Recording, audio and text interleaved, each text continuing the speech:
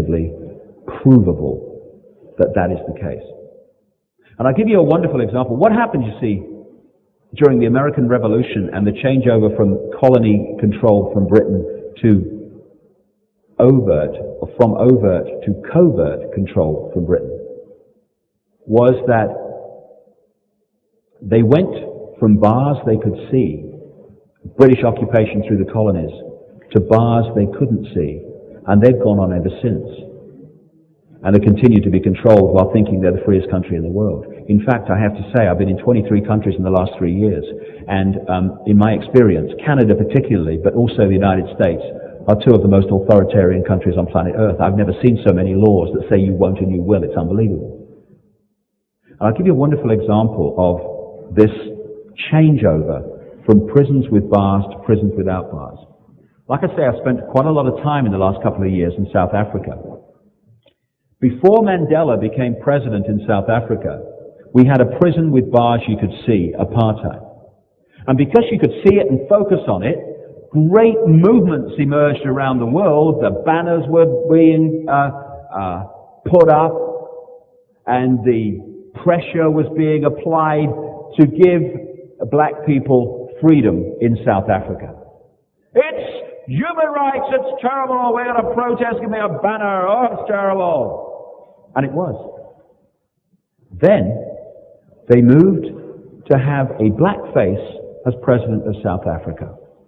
The banners went down, the pressure went away, and people said, oh, South Africa's free, the world's getting freer, South Africa's sorted, right, what should I put on my banner now?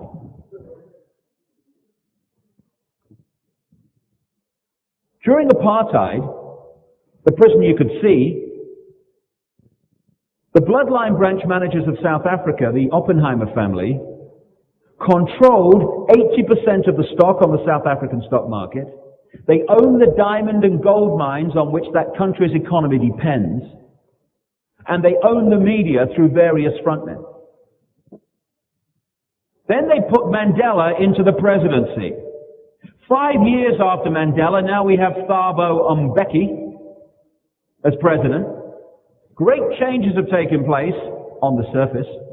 And of course, great changes must have taken place in reality, because South Africa's free now. I read it somewhere. Was it Daily Telegraph? Was it the Times? I don't remember. One of them. They told me.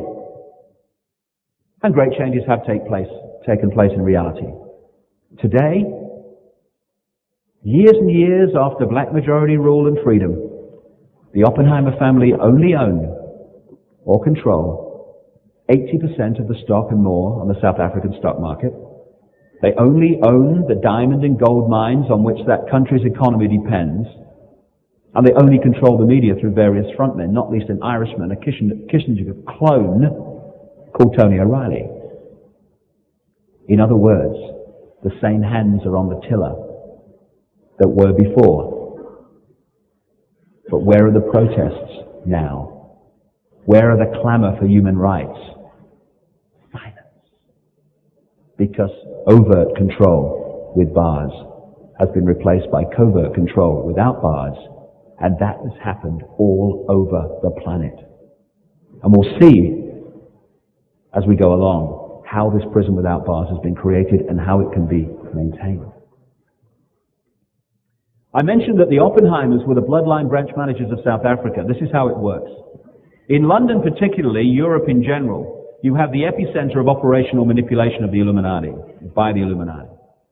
And then in the various countries, you have what I call the bloodline branch managers, who orchestrate the financial and political systems and institutions in their sphere of influence, in their country.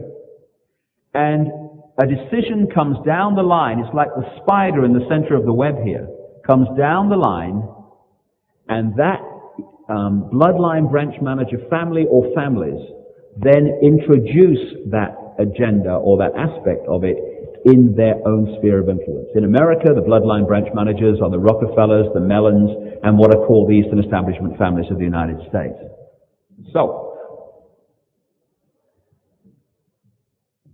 sod it, let's get bizarre now. Let's get really bizarre. I don't bloody care. What the heck are these bloodlines?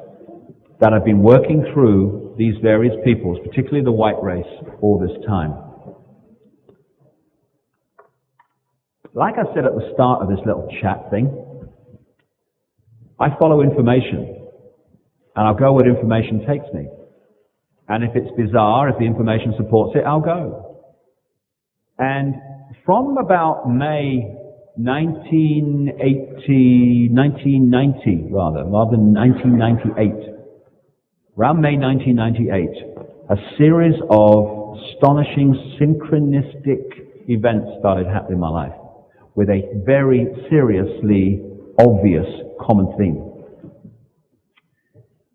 In a period of May 1998, traveling around America, talking in a different city every night, I met 12 different people from very different walks of life who told me the same story of their experience.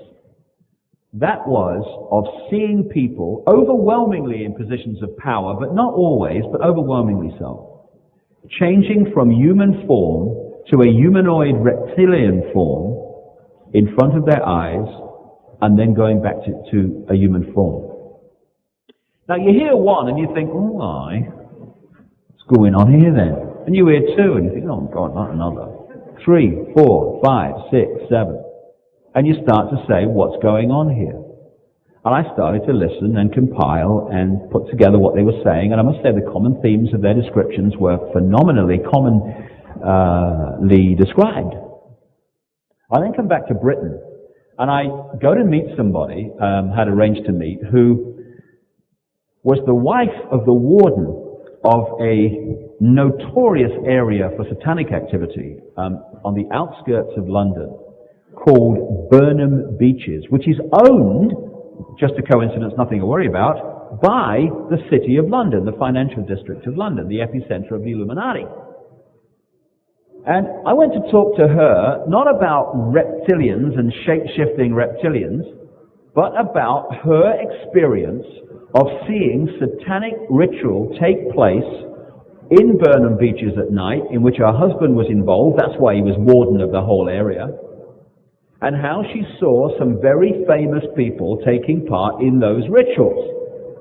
One of whom was Ted Heath, the Prime Minister of Britain from 70 to 74, who signed us into the European community, now the European Union. Another coincidence, nothing to worry about. And she told me many amazing stories of what she saw in her time at Burnham Beeches. And then I'm just leaving, right, and I've had a cup of tea, and I've just finished my cup of tea, and I'm just handing it back, and I'm preparing to leave. And I turned, and I said, funnily enough, I'm having some really funny things happen to me recently, I said. Some really funny things. I keep meeting people who tell me they've seen people turn into reptiles and then go back again. And as I turned, I heard this noise. And I turned round, and she's grabbed her chest. She can hardly breathe. And she said, my God, I thought it was only me. She said, I wasn't going to tell you this bit.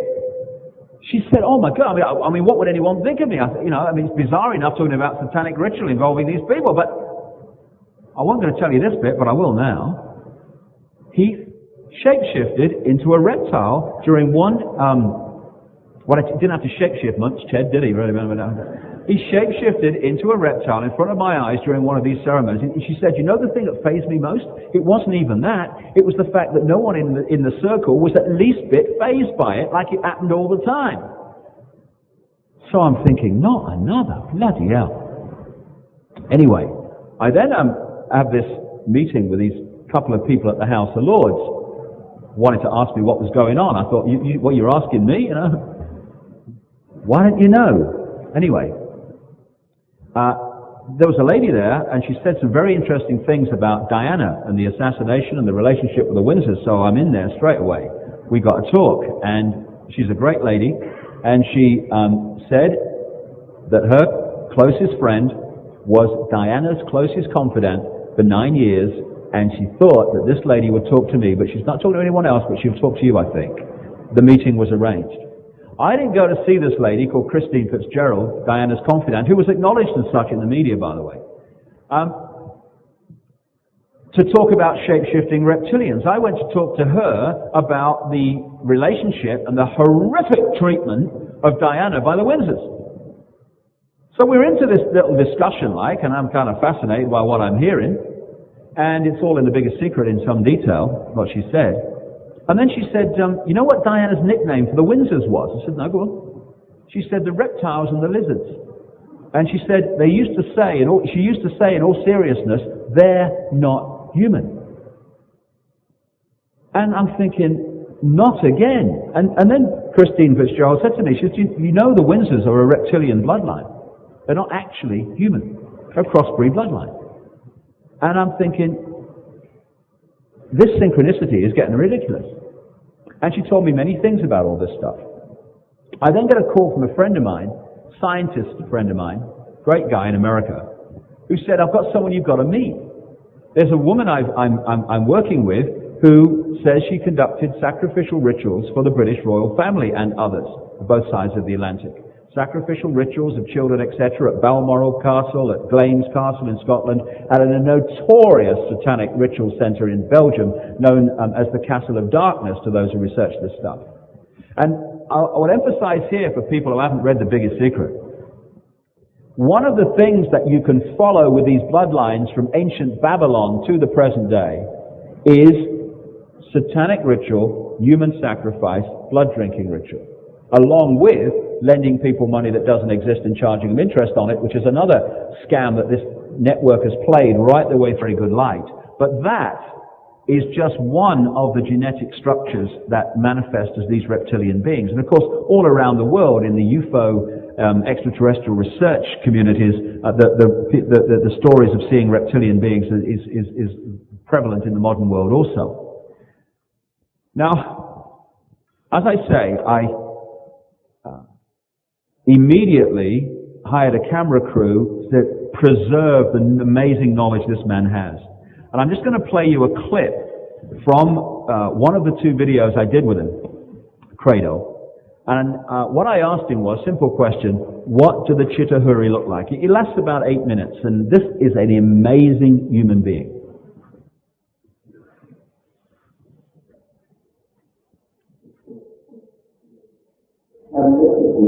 Behind the manipulation of humanity for a very, very long time.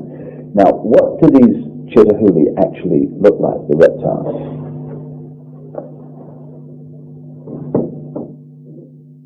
I'm not a good artist. You're better than me, that's for sure. But this is how we believe the Chitahuli look like. They were created in this, you see, sir, you white people say that there are alien beings on this earth. No, you are wrong. The earth in which we live has produced 24 different races during its long existence. Please, this is how a Chitauri looks like. It stands about 11 feet high. It is a very slender being which seems not to have a bone structure. Its fingers have no joints. They are more as if the bones in here were flexible.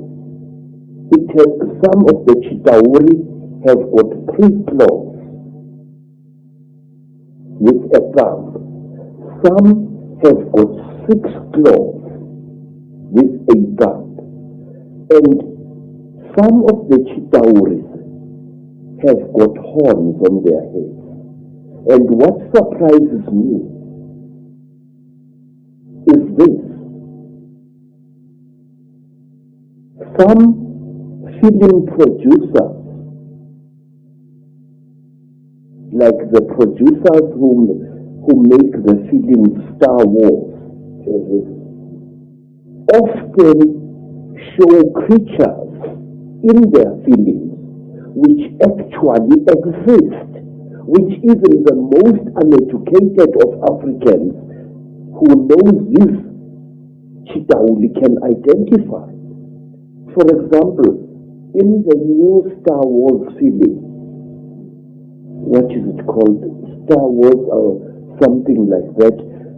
There is a creature who amazes me called Darth Maul. Darth Maul is a red and black being with a ring of small horns right round his head. That is exactly what the cheetah woolly look like. Some have got ordinary heads without any horns on their heads. These are the lesser cheetah wool. But the royal cheetah wool has got a ring of sharp horns all around their heads. And the very high cheetah wool, like their king, Mubaba Samahongo, they have got very long horns which grow this way. Not that way like a bull, but this way like certain antelopes. Now,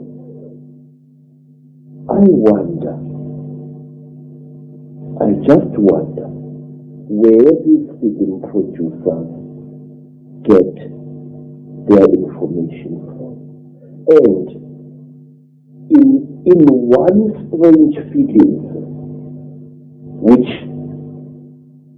my student called me to come and watch, was the thing called Stargate 2. And in that film, there was a creature, a very slimy, cream-colored creature with heavy wrinkles on its face. It was a speaking likeness of Mubaba Samahongo, the terrible emperor of the cheetah. Well, clearly there's a tremendous amount of knowledge of what's been going on and what is going on, which comes out symbolically through films and areas of communication like Hollywood.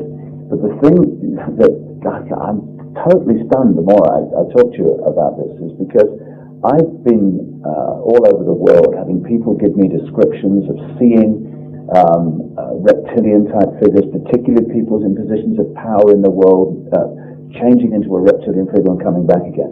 And what they describe seeing is exactly what the knowledge of ancient Africa talks about seeing. We're talking about the same people there, which is an astonishing confirmation. And the eyes is something that keeps coming up being described. Tell me about the eyes of the Chitahuli. So, a warrior Chitahuli has got eyes like a snake. These eyes are yellowish with split pupils and they glow in darkness.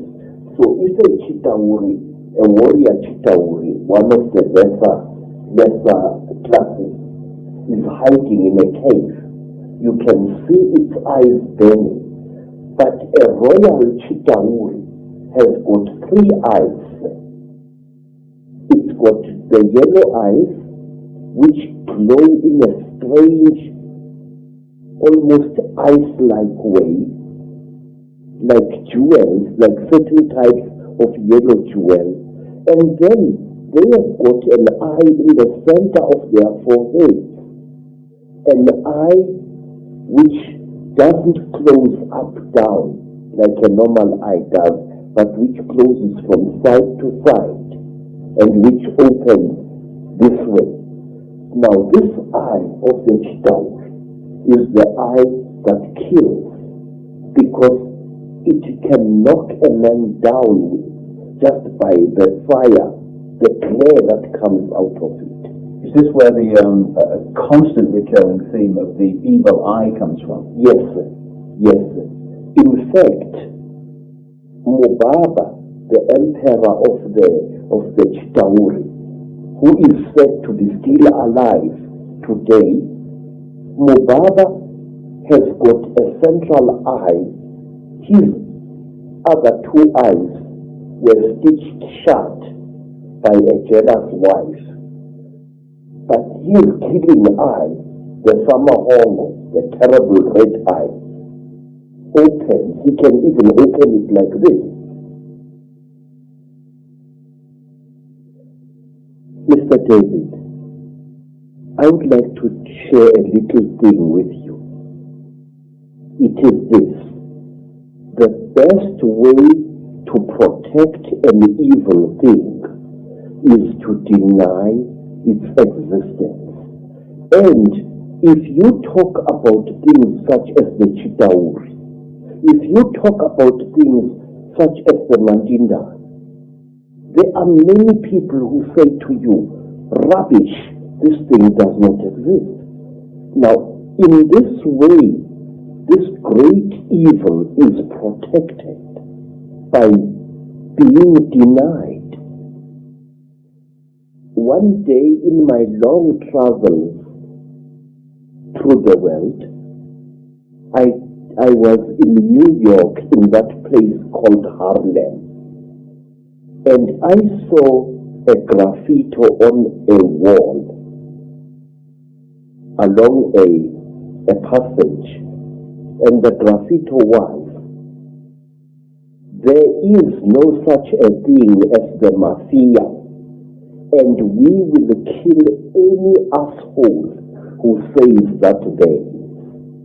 In this, again and again, in America, people deny the existence of the mafia, and by denying it, actually protect it wittingly or unwittingly.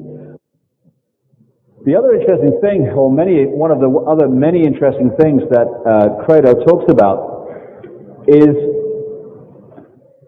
the Greys, who aren't apparently Grey.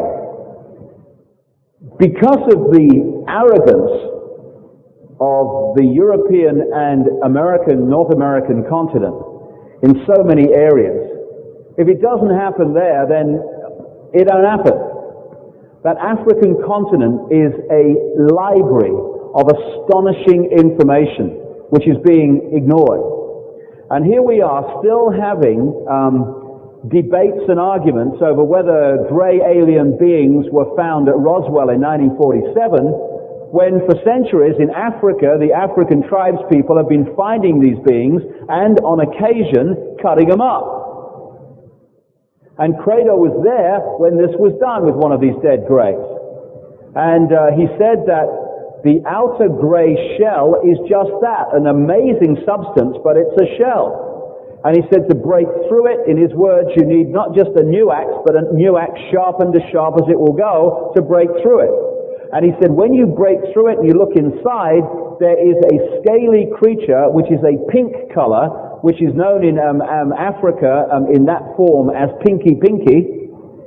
And he said the black eyes are not black eyes. They are highly sophisticated goggles which protect the eyes inside the being from the sunlight, because for some reason they seem to have a problem in bright sunlight.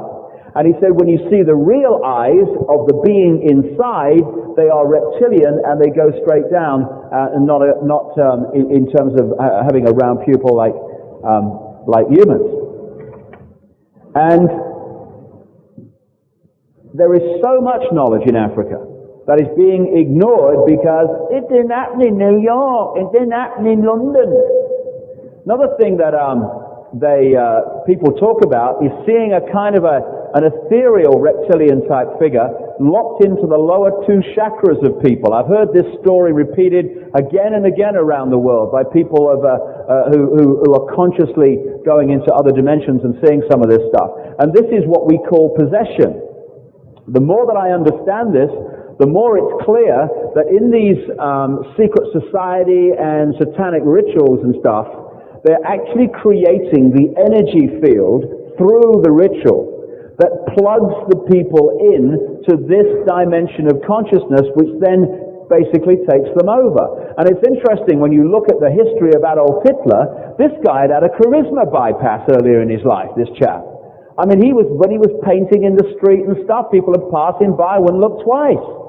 And then he was taken through a series of black magic rituals by a guy called Icke, and at the other end of them emerged this strutting man we know as Adolf Hitler. And when you read the accounts of people who knew him, they say he was like a medium. He would like be taken over. He would like be very less than charismatic.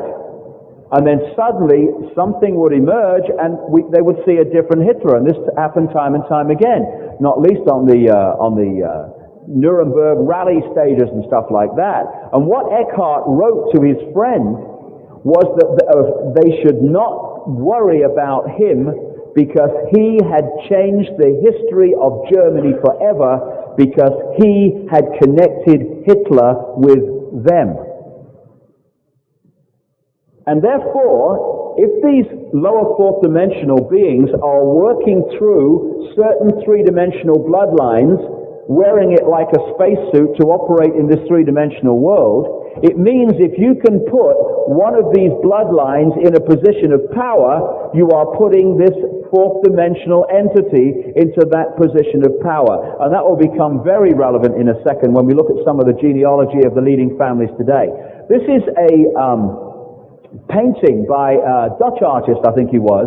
He was depicting, he said, a race trapped in a time-space dimension.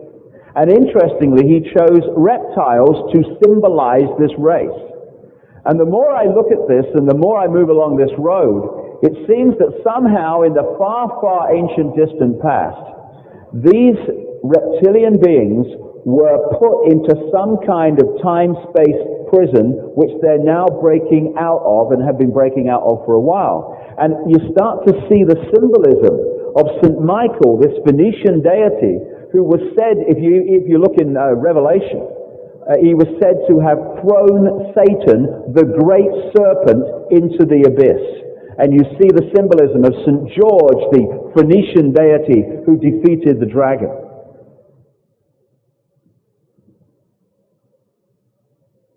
A lot of the stories that you see, famous stories, many of them, are actually depicting a truth. Bram Stoker, who wrote Dracula, was a high initiate of this secret society network.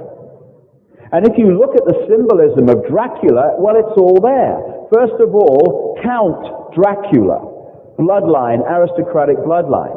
He couldn't go out in sunlight. He needed to drink blood to survive and exist. And from what I understand from people on the inside, for some reason, these guys have to drink blood to hold their three-dimensional human form. And what is for sure, whether that's true or not, you can follow the blood-drinking ceremonies of these bloodlines from ancient Babylon right through to the present day, and I mean the present day. And interestingly, Draco, we talk about Dracula. Draco, the star system, is another area that keeps coming up in terms of where these beings come from, including in Credo Mutwa's African legend and African stories. And draconian certainly is a word that sums up the Illuminati.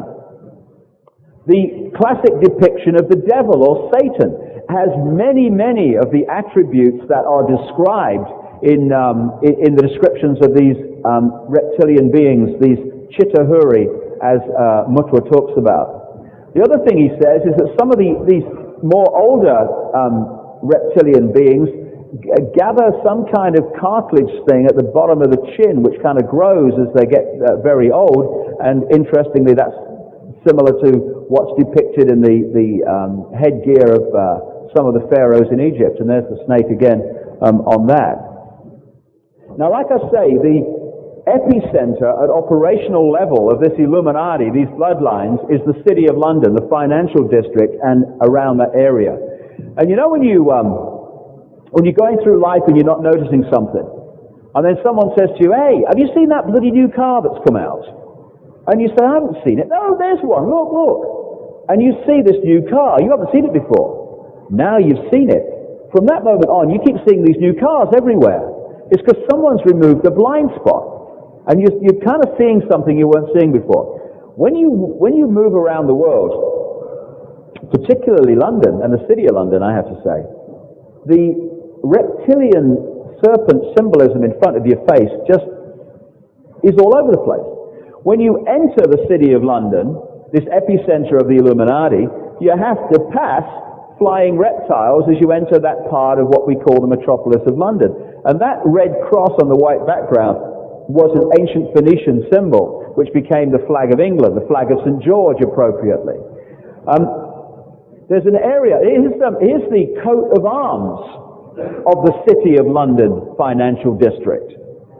Flying reptiles. I actually took this picture at Burnham Beaches, that area that they own where this Satanism stuff goes on.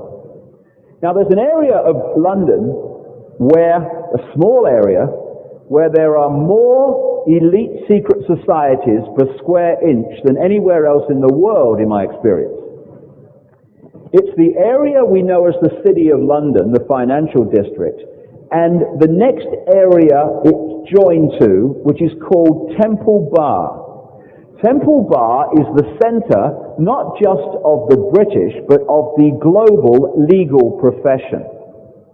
It's called Temple Bar because the Knights Templar, who we're going to mention as we go along, owned that land at one time.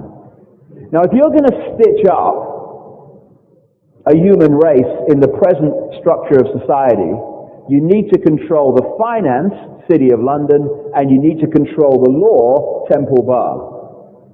At the point where the City of London financial district meets Temple Bar is this massive flying reptile in the middle of the road.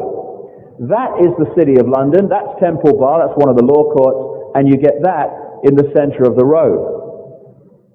A lot of these aristocratic families, who are manifestations of these bloodlines, have flying reptiles in their coats of arms.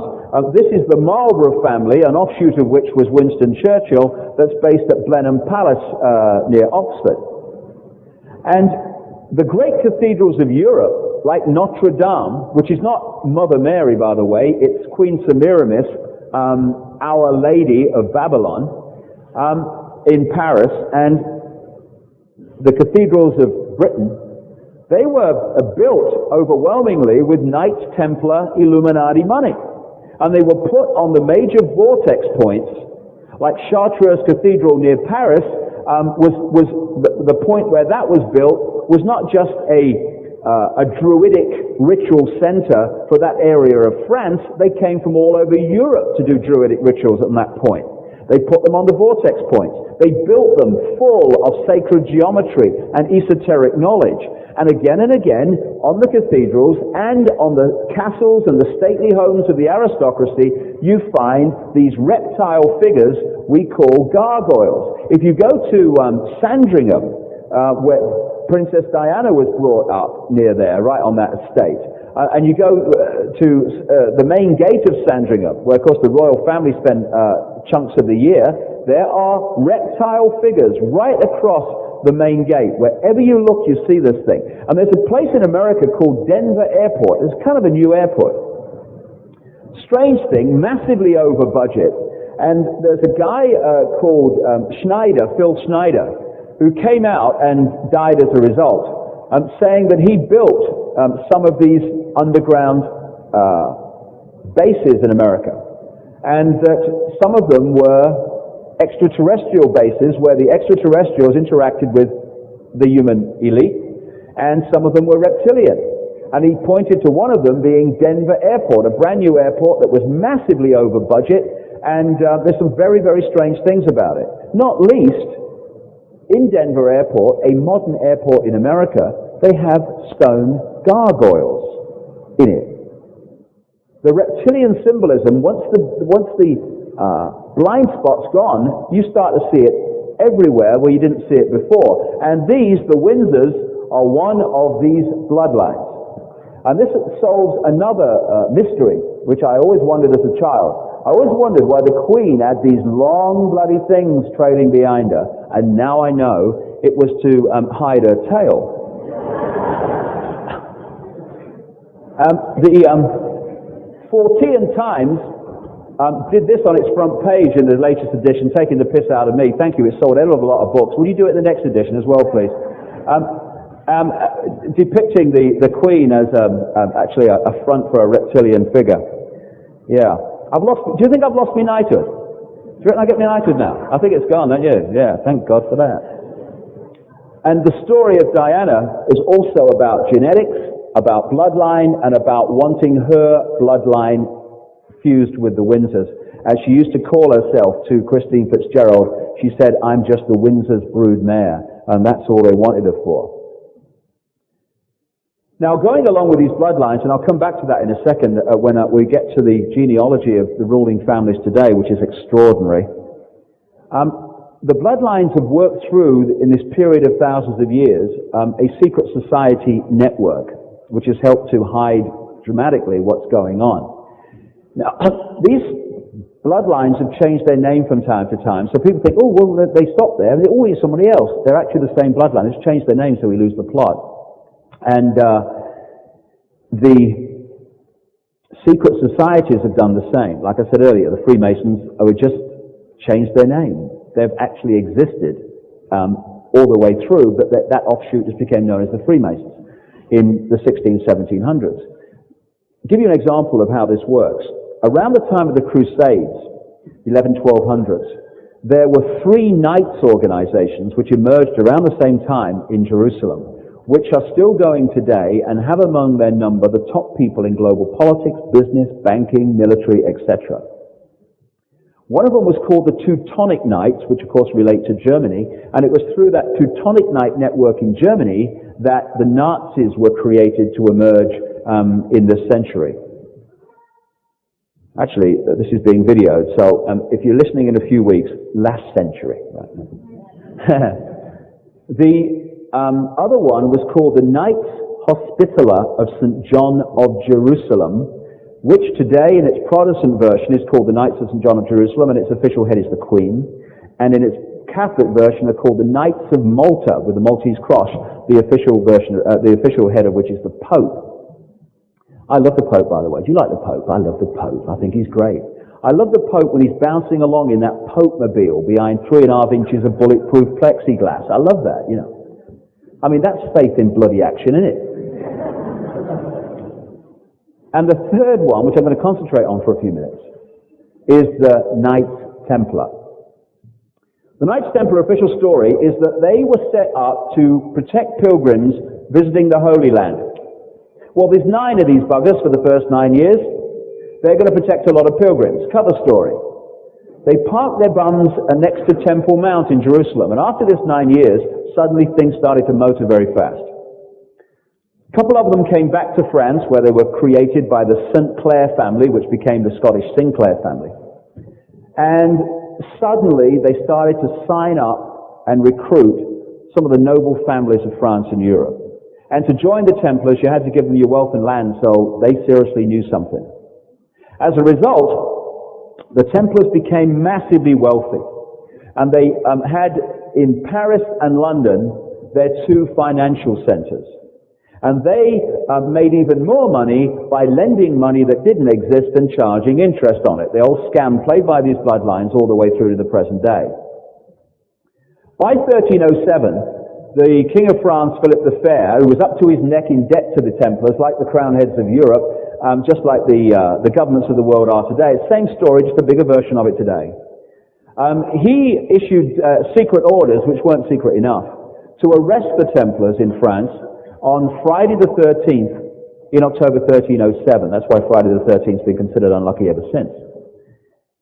Some of the Templars were arrested, most of them got away, and they went, because they had a massive fleet by this time, in 2 directions for sure, probably 3. The probably was to the Americas, because of the Phoenicians that went long before, among others.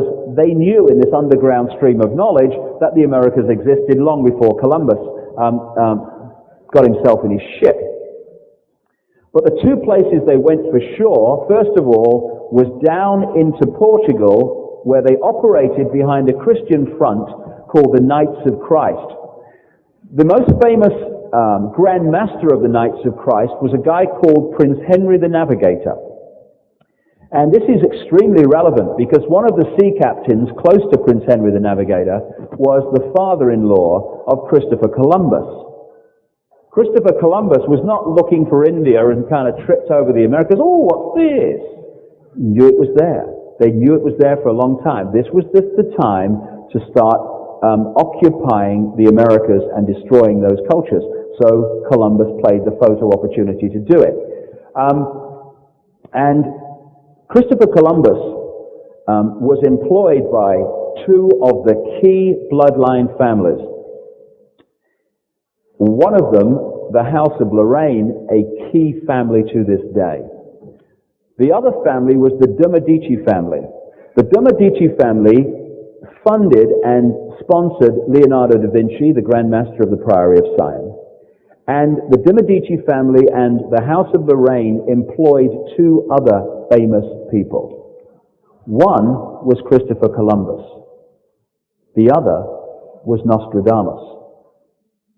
Nostradamus' phenomenal knowledge compared with the rest of the population didn't just manifest out of midair. He had access to this underground stream of knowledge that has been held outside the public arena. And the House of Lorraine remains a major bloodline to this day. The other guy who discovered, it says here, North America, was called John Cabot. Conventional history has never put Columbus and Cabot together, but you can, not least through a Freemasonic historian called Manly P. Hall in America, who shows that both Cabot, whose real name was Giovanni Caboto, a naturalized Venetian, and Columbus operated in Genoa at the same time and were members of the same secret society network. Columbus finds there, Cabot leaves the Templar port of Bristol to find that within 4 or 5 years of each other. Just a coincidence, nothing to worry about. It's all orchestrated. Now this is Chris. Interesting story, interesting question really. Why did they call him Columbus when he used to sign his name Colon? I think they used to call him Colon because he was full of shit. No, they didn't. No, really, but I said that to a Christian Patriot guy in America. I said, you know this Colin Powell, this military guy, why do you call him Colin and not Colin? And he said, because he's full of shit. That's a good answer, really. But why do they call him Columbus? Everything is symbolism, everything is ritual. In ancient Babylon, like I mentioned earlier, they worshipped, part of their trinity was Queen Semiramis, who they symbolized as a dove. And indeed, if you're looking at the symbolic taken literally, when you look at the story of Noah, you see the dove bearing the branch.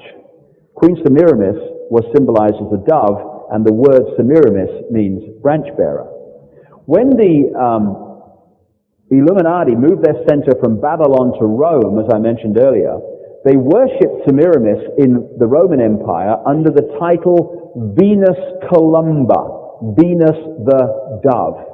Indeed, in France today, I understand, a French guy told me, the word for dove is still columba. So, when Columbus, Colon, was crossing the Atlantic, he was bearing the branch of the Illuminati to start the influx of people into the Americas and create what they have created. This is why Washington, D.C. is in the District of Columbia. This is why we have Columbia Pictures, Columbia Broadcasting, CBS, Columbia University. It's Semiramis under another name, symbolism of the Illuminati. Now, like I said earlier, the British Crown took over the Americas, but they wanted to move from overt control to covert control. Enter a number of people known as founding fathers.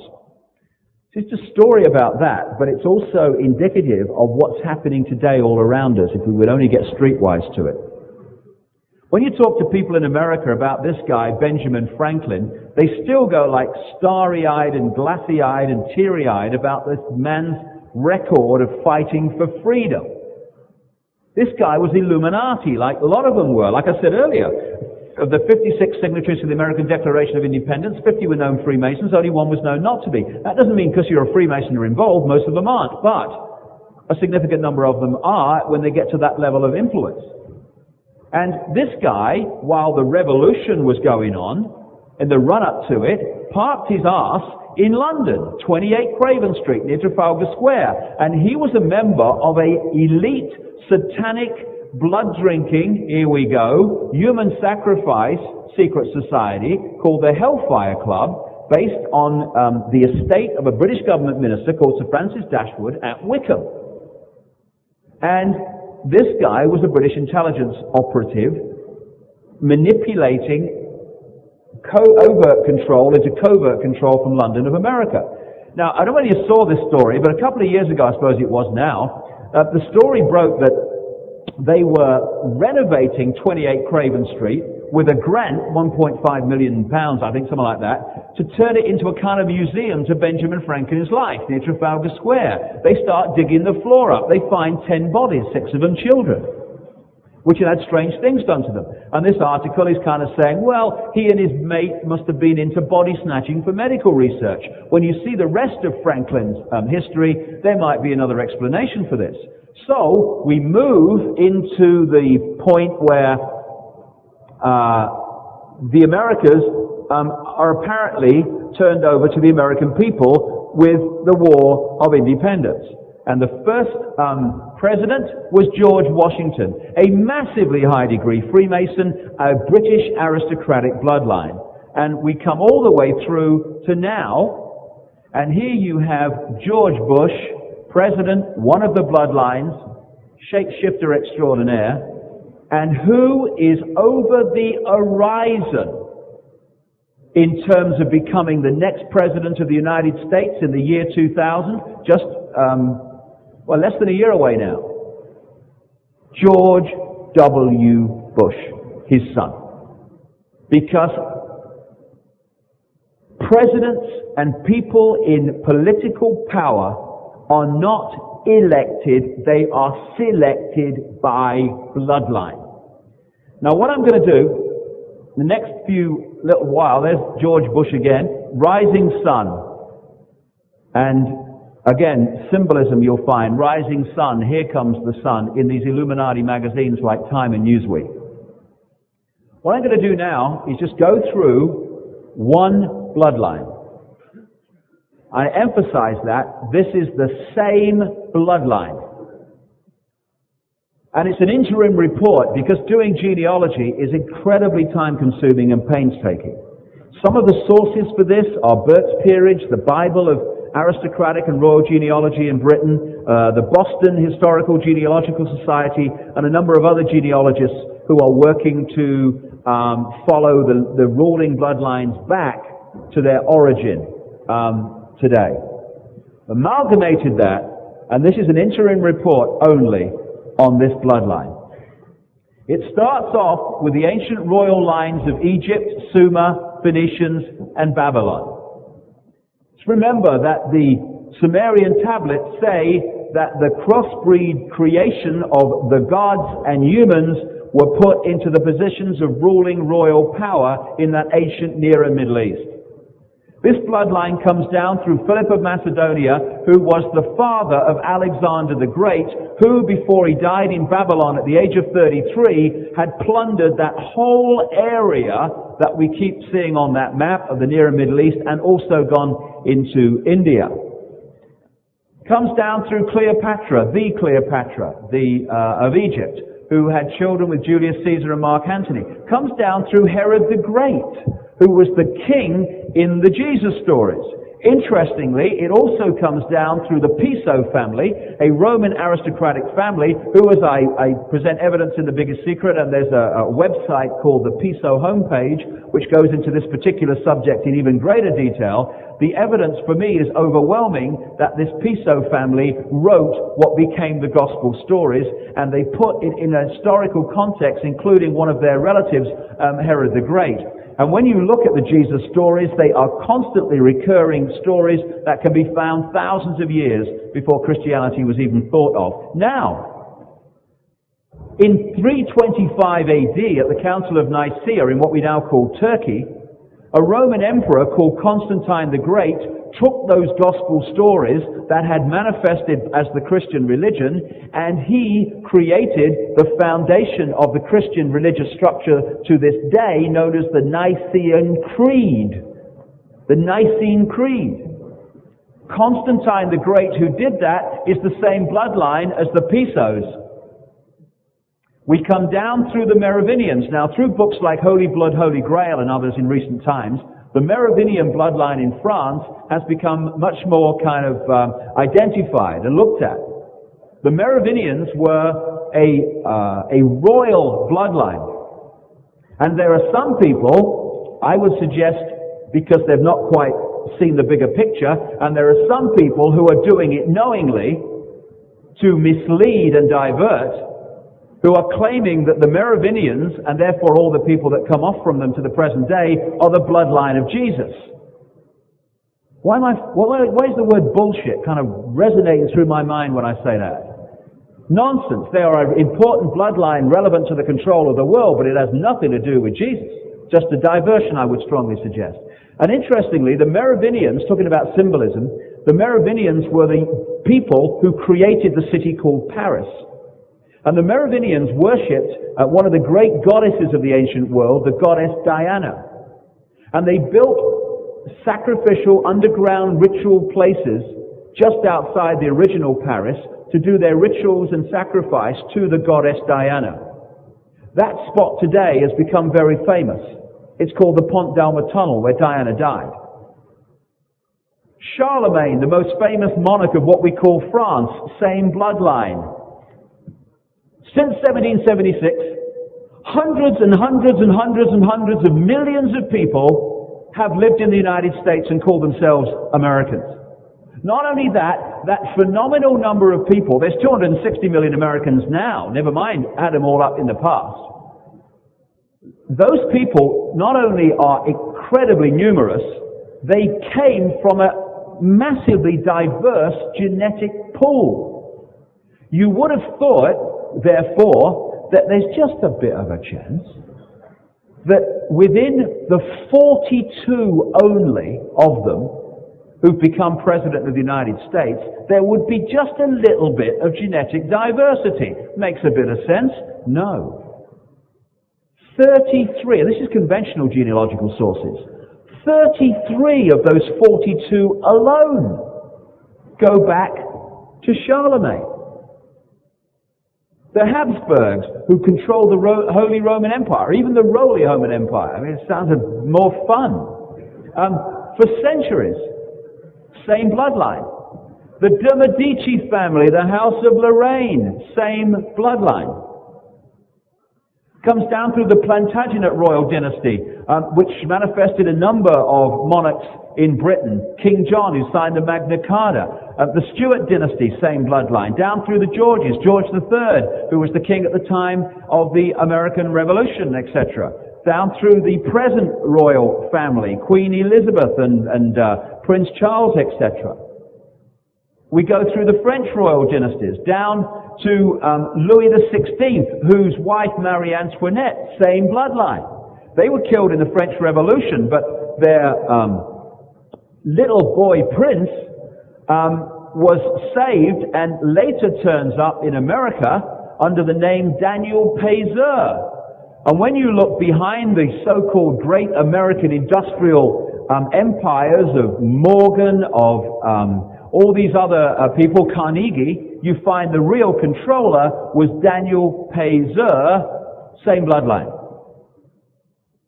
Comes down through the presidents of the United States, George Washington, the first, and all the way down through George Bush to George W. Bush, who, unless we can derail it by information getting into the public domain, will be the next president of the United States.